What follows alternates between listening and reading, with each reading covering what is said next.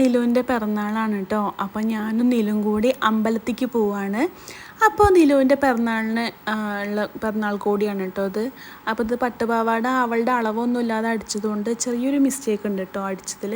അപ്പോൾ ഞാനും നിലും കൂടി അമ്പലത്തിൽ പോവാണ്. അപ്പോൾ ഇന്ന് പ്രത്യേകിച്ച് പരിപാടിയൊന്നുമില്ല, ഒരു ചെറിയൊരു സദ്യ ഉണ്ടാക്കുക അത്രയേ ഉള്ളൂ കേട്ടോ. അപ്പോൾ അങ്ങനെ അമ്പലത്തിൽ പോയിട്ട് നമ്മൾ പ്രസാദമൊക്കെ ആയിട്ട് വന്നു. അങ്ങനെ വരുന്ന വഴിക്ക് ആണ് നമ്മൾ സാധനങ്ങൾ വാങ്ങിച്ചിട്ടുണ്ടായിരുന്നത്. സദ്യക്കുള്ള സാധനങ്ങളും കാര്യങ്ങളൊക്കെ വാങ്ങിച്ചിട്ടുണ്ടായിരുന്നത് അടുത്തുള്ള കടയിൽ നിന്നാണ് കേട്ടോ. അപ്പോൾ അങ്ങനെ ബ്രേക്ക്ഫാസ്റ്റ് കഴിക്കാൻ വേണ്ടിയിട്ട് പൂരിയും മസാലയായിരുന്നു ബ്രേക്ക്ഫാസ്റ്റ് ആയിട്ടുണ്ടായിരുന്നത്. അപ്പോൾ അങ്ങനെ ബ്രേക്ക്ഫാസ്റ്റ് കഴിച്ചു. ബ്രേക്ക്ഫാസ്റ്റ് കഴിച്ച് കഴിഞ്ഞതിന് ശേഷമാണ് ചേച്ചി വിളിക്കുന്നത് കേട്ടോ. അപ്പോൾ ചേച്ചിയും വരുന്നുണ്ടെന്ന് പറഞ്ഞിട്ടുണ്ടായിരുന്നു. അപ്പോൾ ലഞ്ച് കുറച്ച് സ്പീഡപ്പ് ആക്കാമെന്ന് വിചാരിച്ചിട്ട് പെട്ടെന്ന് തന്നെ ഉച്ചക്കത്തേക്കുള്ള പരിപാടി തുടങ്ങുകയാണ് കേട്ടോ. അപ്പോൾ അങ്ങനെ കഷ്ണങ്ങളും കാര്യങ്ങളൊക്കെ അരിഞ്ഞ് ഉച്ചക്കത്തേക്കുള്ള ലഞ്ച് പ്രിപ്പറേഷനിലാണ്. അപ്പോൾ എൻ്റെ പിറന്നാളൊക്കെ ആവുന്ന സമയത്ത് അമ്മ എല്ലാ സദ്യ ഉണ്ടാക്കി തരാറുണ്ട് കേട്ടോ. സദ്യ എന്ന് പറഞ്ഞിട്ടുണ്ടെങ്കിൽ രാവിലെ അമ്പലത്തിൽ പോയി എല്ലാ വിഭവങ്ങളൊന്നും ഇല്ലെങ്കിലും ഒരു മിനി സദ്യ. എനിക്കും ഏറ്റവും ഫേവറേറ്റ് ആയിട്ടുള്ളത് പായസമാണ്. അതേപോലെ തന്നെയാണ് കേട്ടോ മോക്ക് ഏറ്റവും ഇഷ്ടപ്പെട്ടത് പായസമാണ്. അപ്പം അതും അടപ്പായസമായാലും അരിപ്പായസമായാലും ഒക്കെ ഇഷ്ടമാണ്. അടപ്പായസം കുറച്ച് കൂടുതൽ ഇഷ്ടമാണ് കേട്ടോ, നന്നായിട്ട് കുടിക്കും. അപ്പോൾ ഇന്ന് സ്പെഷ്യലായിട്ട് ഉണ്ടാക്കുന്നത് പായസമാണ് കേട്ടോ. പായസത്തിൻ്റെ റെസിപ്പിയൊന്നും ഞാൻ കാണിച്ചിട്ടില്ല, അത് ഞാൻ ഫുൾ വീഡിയോ ആയിട്ട് പിന്നെ ഒരു ദിവസം കാണിച്ചു തരുന്നുണ്ട് കേട്ടോ. അപ്പോൾ സാമ്പാറിനുള്ള കാര്യങ്ങളൊക്കെ റെഡിയാക്കി ഓലനും അവിടെ വെന്ത് തുടങ്ങിയിട്ടുണ്ട്. ആ സമയത്ത് ഞാൻ ക്യാബേജിൻ്റെ ഉപ്പേരി ഉണ്ടാക്കാമെന്ന് വിചാരിച്ചു കേട്ടോ. ഇത് ഉള്ളിയും പച്ചമുളകും വെളുത്തുള്ളിയൊക്കെ ചതച്ചിട്ട് തേങ്ങയൊക്കെ ഇട്ടിട്ട് ഈ റെസിപ്പി ഞാൻ മുന്നേ ഇട്ടിട്ടുണ്ട്. ഞാൻ ഈ രീതിയിൽ തന്നെയാണ് കേട്ടോ ഉപ്പേരി വയ്ക്കാറ്, നല്ല ടേസ്റ്റാണ്. പിന്നെ ഓലലിന് വേണ്ടിയിട്ടുള്ള മത്തനൊക്കെ റെഡിയാക്കി. വമ്പയർ അവിടെ വെന്ത് വന്നിട്ടുണ്ടായിരുന്നു, അപ്പോൾ അതും റെഡിയാക്കി വെച്ചു. ആ സമയമായപ്പോഴേക്ക് സാമ്പാറിനുള്ള കഷ്ണങ്ങളും വെന്ത് വന്നിട്ടുണ്ടായിരുന്നു. അപ്പോൾ അതുപോലെ തന്നെ അട കുതിർത്താൻ വേണ്ടിയിട്ട് വെള്ളം വെച്ചിട്ടുണ്ട് കേട്ടോ.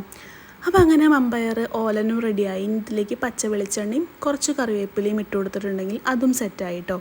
ഈ സാമ്പാറിനുള്ള തേങ്ങ അരപ്പ് റെഡിയാക്കണം. അതിന് വേണ്ടിയിട്ട് ഉഴുന്നും അതുപോലെ ജീരകം, പരിപ്പ്, പിന്നെ തേങ്ങയും കറിവേപ്പിലയും ഇട്ട് കൊടുത്തിട്ടുണ്ട്.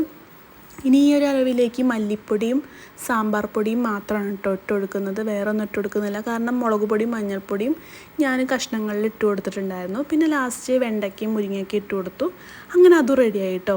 അങ്ങനെ ഒരു ഭാഗത്ത് പായസം റെഡി ആയിട്ടുണ്ടായിരുന്നു. അപ്പോൾ ഒക്കെ റെഡിയായി.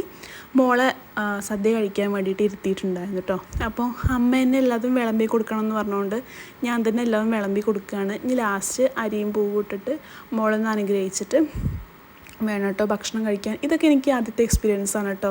എൻ്റെ വീട്ടിലൊന്നും പിറന്നാളിന് ഇങ്ങനെയൊന്നും ചെയ്യുന്നത് ഞാൻ കണ്ടിട്ടില്ല. ഇവിടെ വന്നതിന് ശേഷമാണ് ഞാൻ ഇങ്ങനെ കാണുന്നത് കേട്ടോ, ആദ്യമായിട്ടാണ് കാണുന്നത്. അരിയും പൂവിട്ടിട്ട് മോളെ അനുഗ്രഹിച്ചിട്ട് എല്ലാവരും അനുഗ്രഹവും വാങ്ങിയ ശേഷം ഭക്ഷണം കഴിക്കുന്നതൊക്കെ ഞാൻ ആദ്യമായിട്ടാണ് കാണുന്നത് കേട്ടോ. ഞങ്ങൾ അവിടേക്കൊന്നും ഇങ്ങനെ ഇല്ല കേട്ടോ. പിറന്നാളിൻ്റെ സമയമാകുമ്പോൾ വിളക്ക് കത്തിച്ച് ഭക്ഷണം കഴിക്കുക എന്നുള്ളൊരു രീതി മാത്രമേ ഉള്ളൂ, അല്ലാതെ ഇങ്ങനെയൊന്നും ഞാൻ കണ്ടിട്ടില്ല കേട്ടോ. അപ്പോൾ അങ്ങനെ മോളും ദക്ഷയും ഒരുമിച്ചിരുന്ന് ഭക്ഷണം കഴിക്കുകയാണ്. അപ്പോൾ കറികളൊക്കെ കൂട്ടിയിട്ട് അവൾ ഇങ്ങനെ കഴിക്കാറില്ല. ഇന്നെന്തോ അറിയില്ല, കറികളൊക്കെ ഒഴിച്ചിട്ട് നന്നായിട്ട് കഴിച്ചിട്ടുണ്ടായിരുന്നു. അപ്പോൾ അങ്ങനെ ഭക്ഷണം കഴിച്ച് കഴിഞ്ഞിട്ട് മക്കൾക്ക് ഭക്ഷണം കൊടുത്തതിന് ശേഷം ആണ് ഞങ്ങൾ ഭക്ഷണം കഴിക്കുന്നത് കേട്ടോ. അപ്പോൾ എല്ലാവരും ഇരുന്ന് ഭക്ഷണം കഴിച്ചു. മോളുടെ കുറേ ബാക്കി ഉണ്ടായതുകൊണ്ട് അതാണ് കേട്ടോ ഞാൻ കഴിക്കുന്നത്. പിന്നെ അതൊക്കെ കഴിഞ്ഞ് മക്കളുടെ ഡാൻസ് ഉണ്ടായിരുന്നു.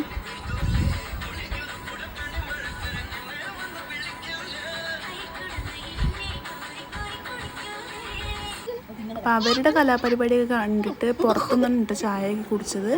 അപ്പോൾ ഒരു 4 മണിയായപ്പോൾ തന്നെ മോൾ ഉറങ്ങിപ്പോയി. കാരണം ടെറസിൻ്റെ മുകളിൽ കയറിയപ്പോൾ ഒന്ന് വീണിട്ടുണ്ടായിരുന്നു. അപ്പോൾ അത് കരഞ്ഞ് അങ്ങനെ ഉറങ്ങിപ്പോയിട്ടോ.